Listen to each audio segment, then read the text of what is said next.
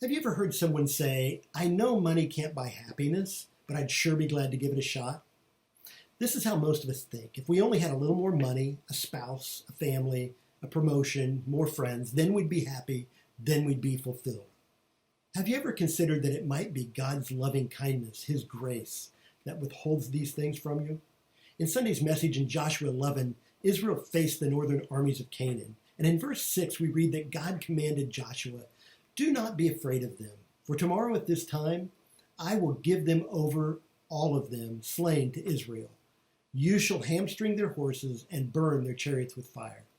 What a great promise to a general, but why destroy these horses and chariots?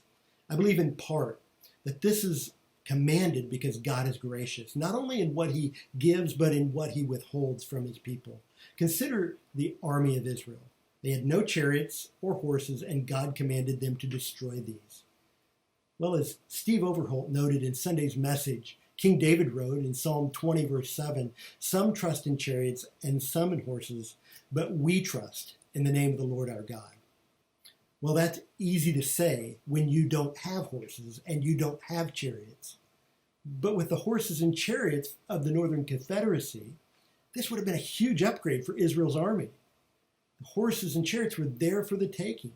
Couldn't they still trust God while using the horses and chariots? Well, of course they could. But what a reminder that when God withholds from His people, it is truly for their good and for His glory. Israel's time, their attention, and resources would likely have been given to feeding and caring for horses, doing tune-ups on chariots, and making battle plans incorporating all the newfound horsepower. How quickly they may have begun to have confidence in the army of Israel rather than the Almighty God of Israel. By destroying the horses and chariots, Israel could not trust in them. God graciously removed the temptation, the distraction. Israel's defeat over the northern armies demonstrated that these chariots and horses were of no help when facing Israel with Jehovah behind them. Why would they take on the weight of those weapons which proved of no value when facing Jehovah? You know, we so easily place our hope in everything but God, and we do it to our own harm. These things are not always bad or evil in themselves, but not all that is good for you. And nobody knows best like God. Sometimes we're just not ready. We've got some growing up to do. Sometimes it may be for reasons we will not comprehend in this life. You know, throughout our married life, Laura and I have saved money for different goals and projects, only to have a car break down, a water heater die, or one of us needs some medical attention. Each time feels like a big letdown, a big disappointment. But it continues to remind us that our hope, our trust, is not in our finances, but in God. So when He withholds, He helps us not to misplace our trust. And He reminds us, as the prophet Jeremiah says in Jeremiah 17:7, "Blessed is the man who trusts in the Lord, whose trust is the Lord." Then we understand that what is withheld from us is really for our good.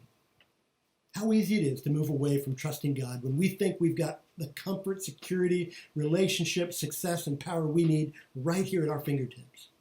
Whether God has withheld money, promotion, or recognition, or a spouse, or a family, each thing we believe we lack invites us to find our satisfaction and our hope in God. How much more glorified God will be as we trust in Him, and how much more prepared we will be as we are thankful for what He does provide in our moments of obvious need. Today, I want to invite you to consider how gracious God has been to you in withholding from you what He knows is not best for you. You know, we'd love to hear from you. How have you seen God's grace in what He's withheld in your life? How are you struggling to see God's grace in what He has withheld? I invite you to reach out to us at Harbor Shores. You can reach us at email@harborshores.org.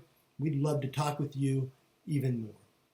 If you missed Sunday's message or want to learn more about Harbor Shores, go to harborshores.org. And then join us again here Thursday as we talk about God's grace in providing for His people.